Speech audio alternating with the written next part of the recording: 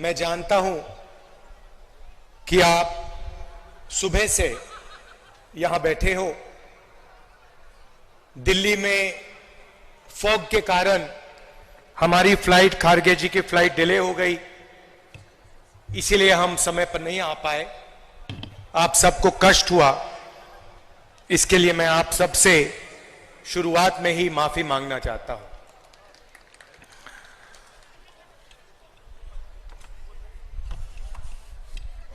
उनतीस जून को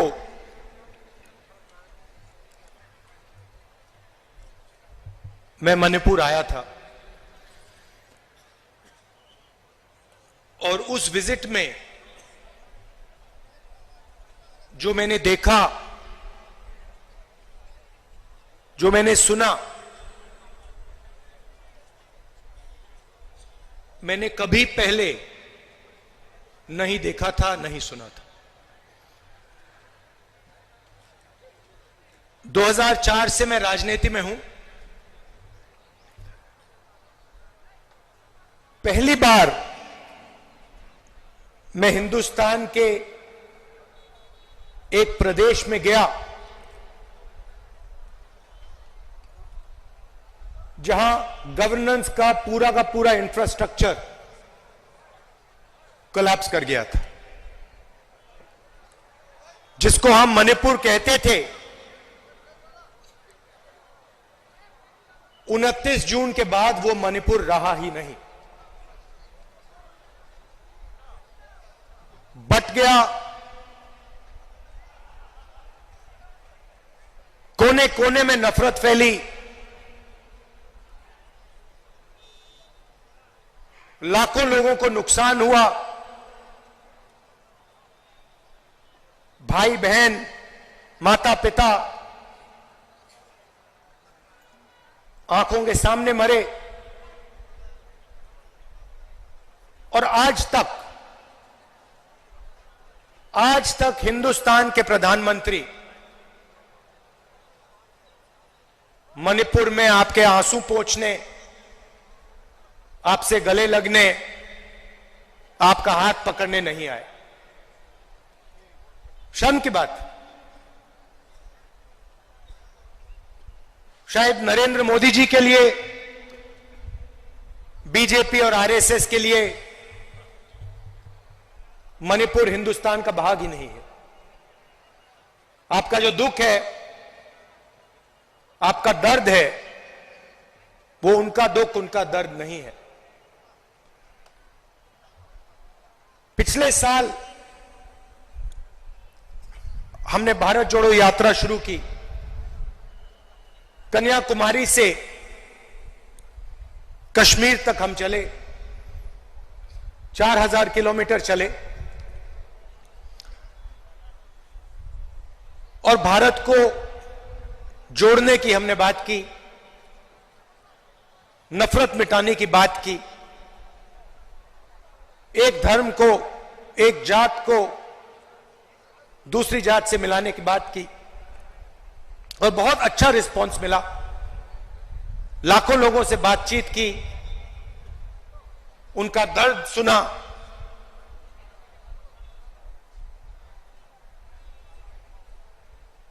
मुश्किल था मगर बहुत अच्छा लगा।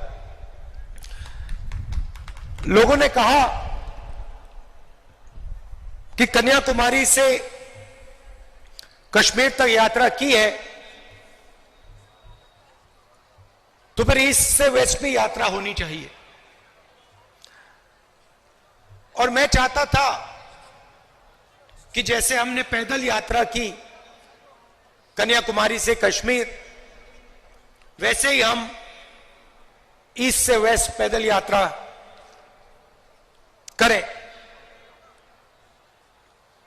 मगर चुनाव का समय है और उसमें हमें थोड़ा ज्यादा समय लगता, इसलिए कांग्रेस पार्टी ने, हमने निर्णय लिया कि ये बस यात्रा होगी, हाइब्रिड यात्रा होगी, बस यात्रा होगी, पैदल यात्रा होगी। सवाल उठा कि ये यात्रा शुरू कहां से होनी चाहिए। कोई लोग कह रहे थे कि वेस्ट में शुरू होनी चाहिए, कोई कह रहे थे ईस्ट में शुरू होनी चाहिए,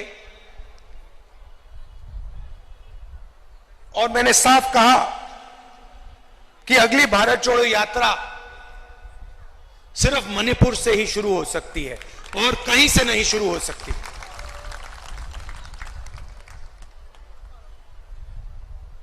मणिपुर बीजेपी की जो राजनीति है, बीजेपी की नफरत, आरएसएस की नफरत,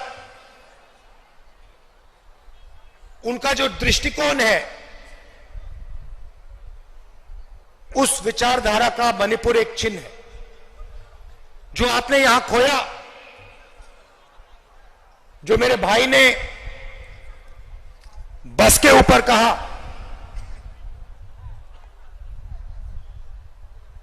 कि we have lost what is most precious to us. You have lost it because of the ideology of the BJP, because of the politics of the BJP, because of the hatred that the BJP and the RSS spread in their politics.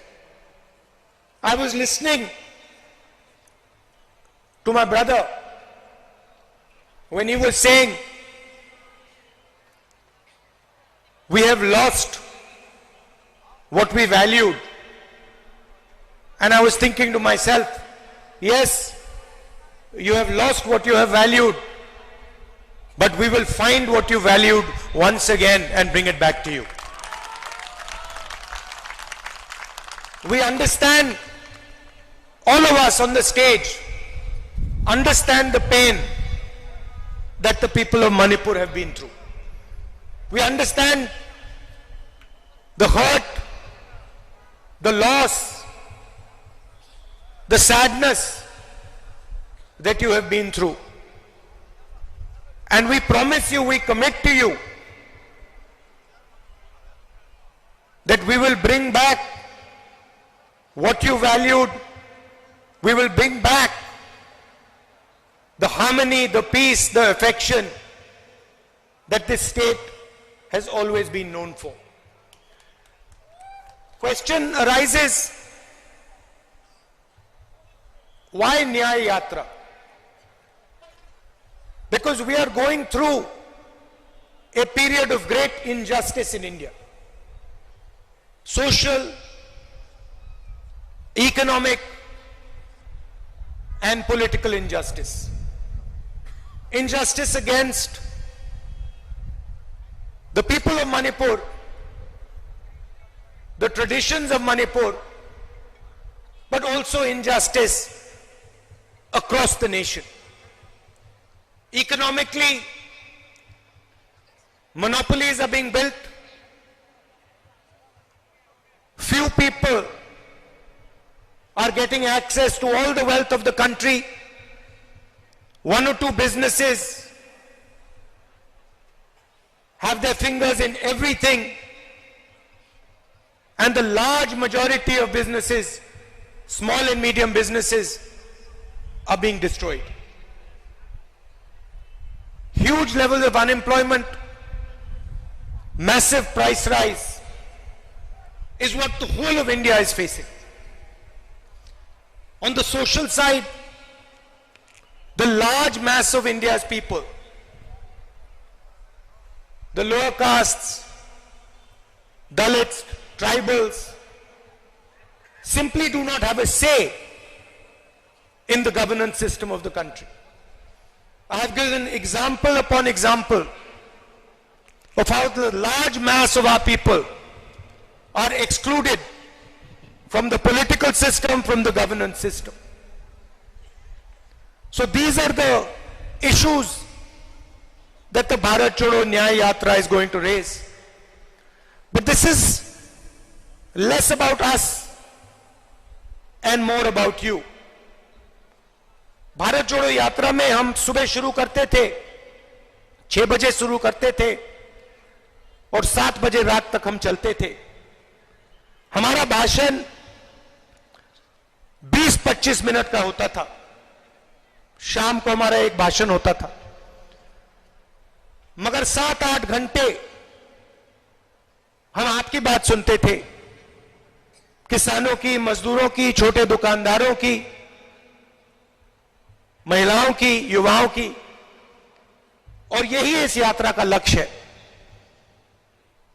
हम ज्यादा बोलना नहीं चाहते हैं,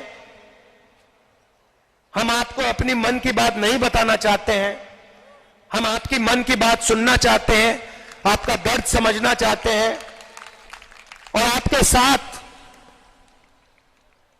हिंदुस्तान का अगला जो vision होगा, हिंसा का नहीं, नफरत का नहीं, मोनोपोलीज का नहीं,